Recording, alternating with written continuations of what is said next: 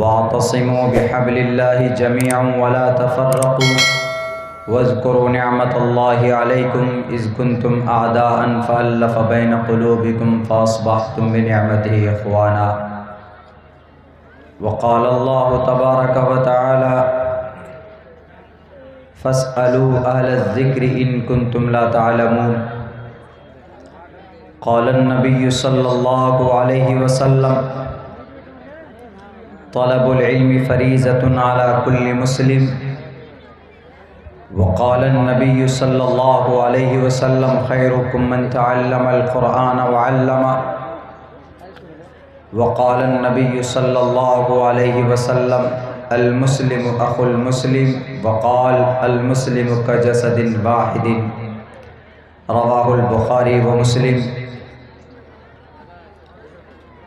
In the name of Allah, the most gracious, the most merciful, all praise and thanks are Allah's, the Lord of the Alameen, mankind, jinn and all that exist. You honor only the ruling judge, the day of recompense, it means the day of resurrection. You alone we worship, you alone we ask for help, each and everything. Guide us to the right path, to the straight way. The primary aim of this program, there is nothing but to receive some blessings from Allah subhanahu wa ta'ala. The primary aim of unity, united we stand, to be stand united we stand, divided we fall. The primary aim of education is to prepare and to qualify in the new generation for participation in the development, cultural society in our villages, in our cities, in our country.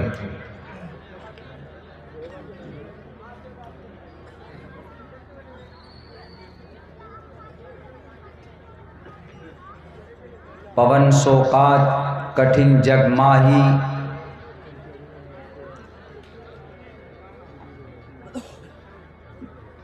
तस्मात् शास्त्रम प्रमाणम तिकार्य अकार्य विवस्थितो ज्ञात्वा शास्त्र विधानोक्तम कर्म कर्तु महर्षि।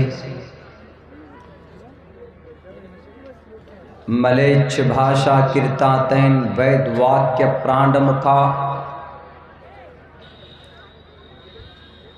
अहमिद्दी पृष्ठुति मेघामृतस्य जगरम वहम सूर्य वाजानी।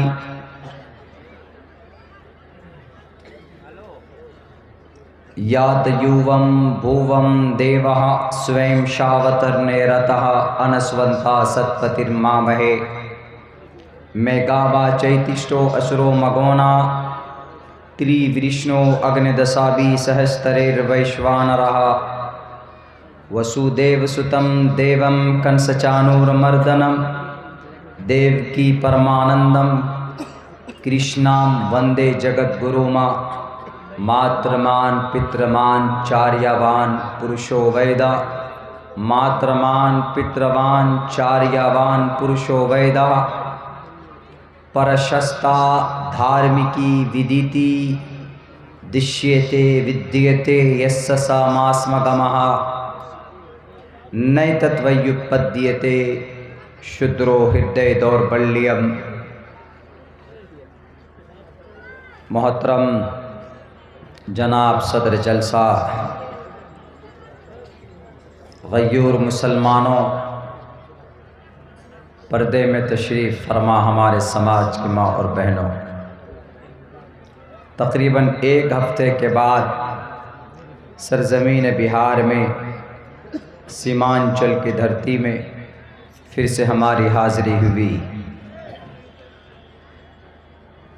22 तारीख को यहाँ से सफ़र शुरू हुआ बाहर का, उसके बाद मुस्तकिल सफ़र में उत्तर प्रदेश का और बंगाल, कोलकाता, लखनऊ, तेलंगाना होते हुए मैं आज सुबह हाजिर हुआ हूँ इस प्रोग्राम के लिए। बाहर के प्रोग्राम का तकाज़ा होता है, जाना पड़ता है, और सफ़र में बहुत ज़्यादा दिक्कत और दुश्वारी होती है। इस प्रोग्राम में आने के लिए मैंने सोचा कि माज़रत कर लूँ, लेकिन बहुत अच्छा उन्वान प्रोग्राम का इत्तिहाद उम्मत, इत्तिहाद मिल्लत के नाम से मेरी ज़ुबान दी हुई थी। हमने वादा किया और अल्लाह ने कुरान में, अहादीस मुबारका में नबी पाक अलैहिस्सलाम की ज़ुबानी कहा कि जो वादा करते हो उसको पूरा करो, और जो मोमिन होता है वो वादा मुकम्मल करता। इसी के पेश नज़र मैं जलसे में हाजिर हुआ हूँ और सबसे आखिरी कड़ी की शक्ल में मुझे पेश आप लोगों के सामने किया गया। दो चीज़ों पर फोकस करूँगा, और जो आप लोगों के सामने कुरान करीम की आयत, सबसे पहली आयत मैंने पढ़ी, उसका ताल्लुक़ एजुकेशन से है, तालीम से, और दूसरी आयत जो पढ़ी गई उसका ताल्लुक़ इत्तिहाद से है, यूनिटी से है, स्ट्रेंथ से है। इसी की तरतीब को मलहूज़ रखते हुए हमने अहादीस मुबारका आपके सामने पेश की। मेरे भाइयों, मेरे साथियों, 23 तारीख को, 24 तारीख को एक प्रोग्राम हमारा कोलकाता में था। 24 नहीं बल्कि 26 तारीख का प्रोग्राम हमारा उत्तर प्रदेश में था। वहाँ तकरीर शुरू करने से पहले हमारे पास एक पर्चा भेजा गया कि इसके बारे में आपको कुछ बताना है, और सच पूछिए। वो एक ऐसा सवाल था जो हमने अब से तकरीबन 8 साल पहले उसको हमने अपने इंस्टीट्यूट के अंदर, अपने कॉलेज के अंदर, हमने उस सवाल को इंग्लिश से हमने उर्दू में ट्रांसलेट किया था। उस वक्त हमने पढ़ा था। उसके बाद फिर कभी इत्तिफाक नहीं हुआ बयान करने का, कभी बताने की ज़रूरत महसूस नहीं हुई, या कभी जहन में वो मज़मून नहीं आया। मैं चाहता हूँ कि वो मज़मून और उस सवाल का जवाब आप लोगों को भी मालूम होना चाहिए। ज़रूरी भी है, ज़रूरत भी है, और फ़ायदे की भी चीज़ है। ये 29 नवंबर, अब से पीछे 3-4 दिन आप जाएंगे तो एक तारीख़ आती है 26 नवंबर। 26 नवंबर का प्रोग्राम था, तो उसी उन्वान पर किसी अच्छे इंटेलेक्चुअल ने, पढ़े लिखे इंसान ने सवाल किया। वो सवाल ये था कि 26 नवंबर को क्या हुआ। आप लोग भी समझेंगे, कहेंगे कि 26 नवंबर को क्या हुआ होगा। बहुत सारे ऐतिहासिक चीज़ें, तारीख़ी चीज़ें रूनुमा हुई होंगी, लेकिन आपको भी याद नहीं होगा, और हमें भी शायद बहुत सारी वो बातें जो याद नहीं। जब हमने गौर किया तब पता चला कि 26 नवंबर को हमारे भारत का, हमारे हिंदुस्तान का कानून और संविधान उस दिन पास किया गया था, कबूल किया गया था। उसका बैकग्राउंड क्या है ये जानना बहुत ज़रूरी। मैं बता देता हूँ एज ए इंफॉर्मेशन। चूँकि तालीम के ताल्लुक़ से हमने आयत पढ़ी, उसके बाद अपनी बात शुरू करूँगा। 26 नवंबर 1949, 1951 26 नवंबर 1949 को संविधान सभा लगाया गया। 290 या 84 मेंबर थे संविधान सभा के। तो उस संविधान सभा में भारत का जो संविधान लिखा गया, तैयार किया गया, 2 साल 11 माह 18 दिन में। मुल्क कब आज़ाद हुआ? 1947 को, 15 अगस्त को। लेकिन अब ये मुल्क चलेगा कैसे, ये आगे कैसे बढ़ेगा?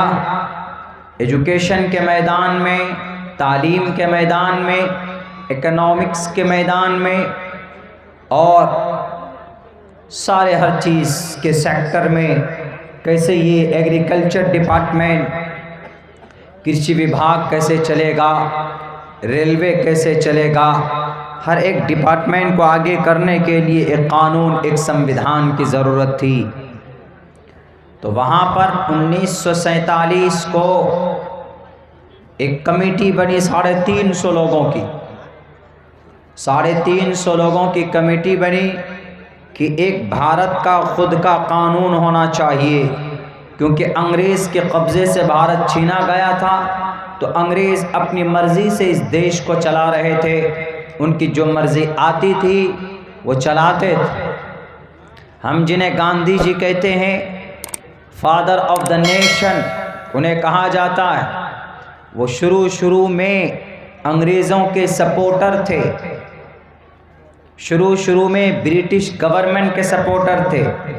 उन्हीं के कहने पर हमारे भारत के जवान ब्रिटिश सेना में दाखिल होते थे और दूसरे मुल्कों में जाकर वो लड़ाई करते थे, उस वक्त उनके कहने पर। लेकिन जब उन्होंने देखा कि ये गलत हो रहा है, तब जाकर उनसे बगावत उन्होंने शुरू की। एक लंबी हिस्ट्री है गांधी जी की, मैं उधर नहीं जाऊँगा।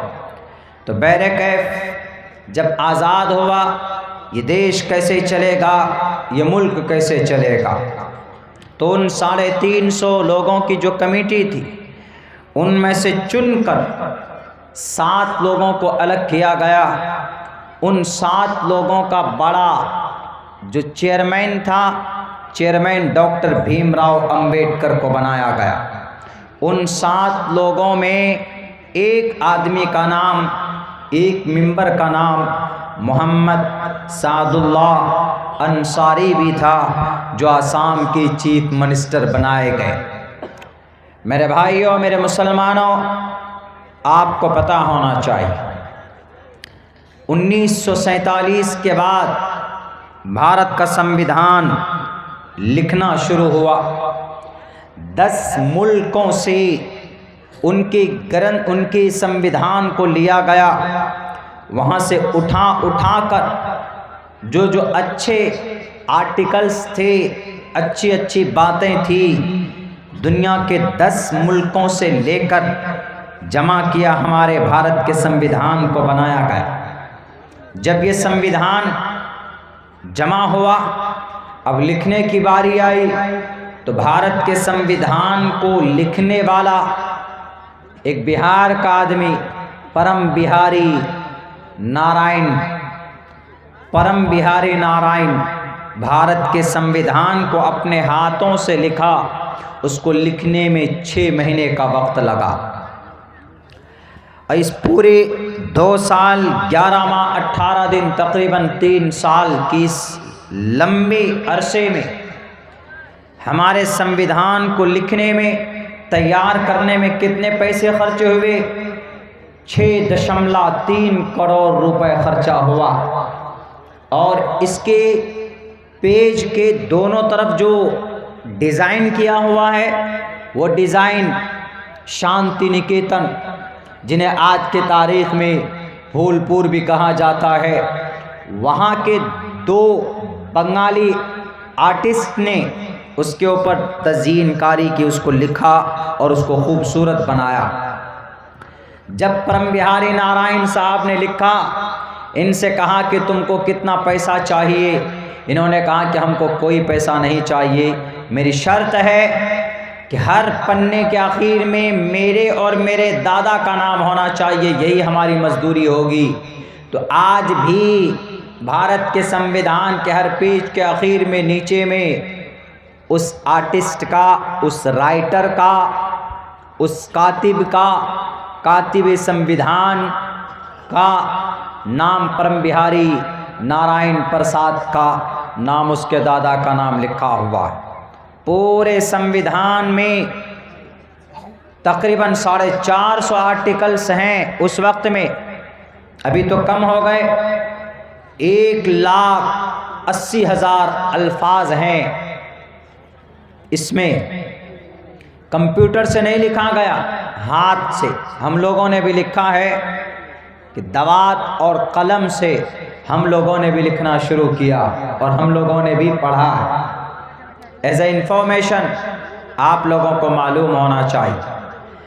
7 लोग जब लिखने वाले थे तो क्यों लोग बोलते हैं डॉक्टर भीमराव अंबेडकर का कानून, डॉक्टर भीमराव, बाबा साहब भीमराव का ने संविधान लिखा? वो इसलिए, पहले तो ये समझिए कि डॉक्टर भीमराव कौन से फैमिली से आते थे?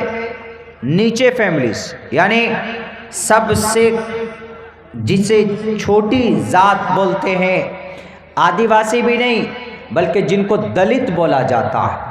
संस्कृत की ज़ुबान में जिनको शूद्र बोला जाता है, शूद्रो ब्रह्मणतामिति, शूद्रम हृदय दौर्बल्यम, शूद्र बोला जाता है। ST schedule tribe, ST SC schedule caste, schedule caste schedule tribe. ST के लिए बहुत सख्त कानून है। अगर आप, और इनमें कौन लोग आते हैं?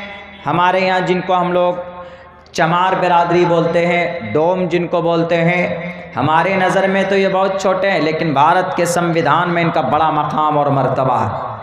अगर ये चला जाए एफआईआर करने कहीं पर तो फौरन पुलिस आकर मुजरिम को पकड़ती है, कोई इन्वेस्टिगेशन नहीं। इनकी इतनी ताकत है। हम लोगों की नज़र में नहीं मानते, लेकिन एसटी एससी के लिए स्पेशल कानून और जजेस और स्पेशल जुडिशरी बनाई गई है। तो ये एक अदना, ब्राह्मण उधर, इधर एसटी, ब्राह्मण इधर शूद्र, तो शूद्र में से ही डॉक्टर भीमराव अंबेडकर है, चमार बिरादरी से, जिन्हें हम चमार बिरादरी बोलते हैं, उनमें से। इतने बड़े विद्वान थे। जवाहरलाल नेहरू विद्वान थे, मोहम्मद अली जिन्ना विद्वान थे, और वो तो खैर चले गए थे भाग के, और लोग विद्वान थे। वल्लभ, डॉक्टर सरदार पटेल विद्वान थे, और भी बहुत बड़ी लिस्ट थी। विद्वान बैरिस्टर थे वो लोग, बहुत बड़े बड़े वकील, कानूनदां। किसी को नहीं चुना गया, लेकिन डॉक्टर भीमराव अंबेडकर को क्यों चुना?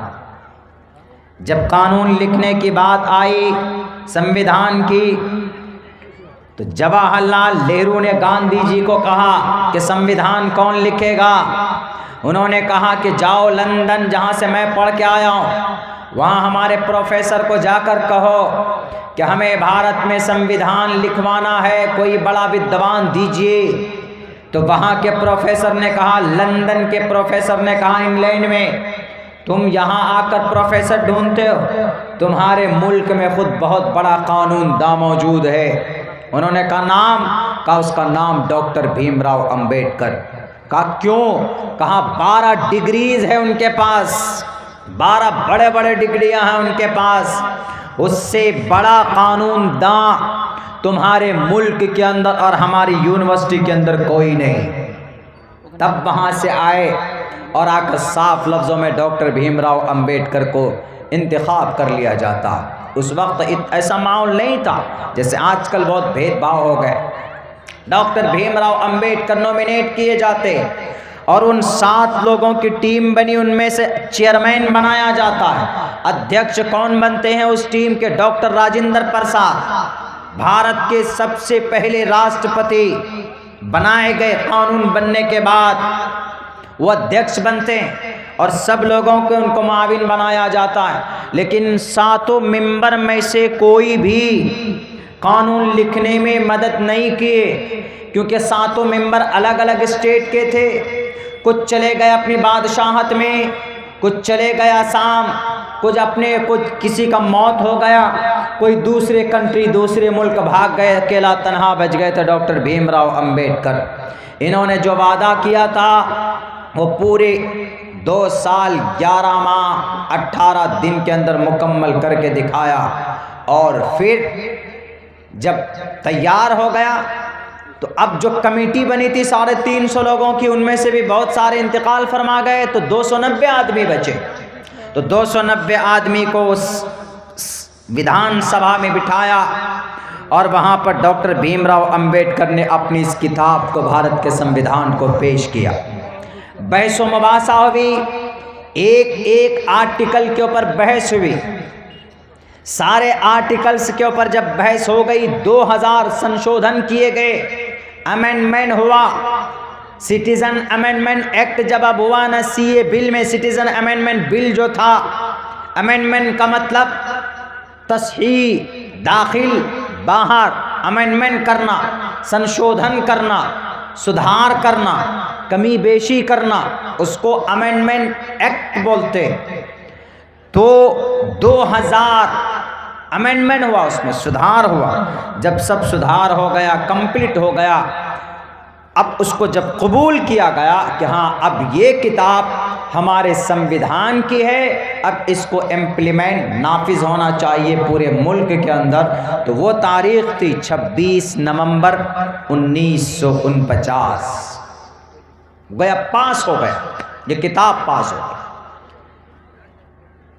1.5-2 महीने के बाद 26 जनवरी 1950 को ये किताब पूरे भारत में नाफिज कर दी गई। तो हम लोग जो 26 जनवरी मनाते हैं वो इसलिए मनाते हैं कि उस दिन हमारे कानून को पूरे भारत में लागू किया गया। 26 नवंबर 1949 को कानून को कबूल किया गया और 26 जनवरी 1950 को पूरे भारत के अंदर वो संविधान लागू किया गया। And you should to know about that. आप सबको ये पता होना चाहिए, आप सबको मालूम होना चाहिए। हमने जानकारी के तौर पर आपको यह खबर दी।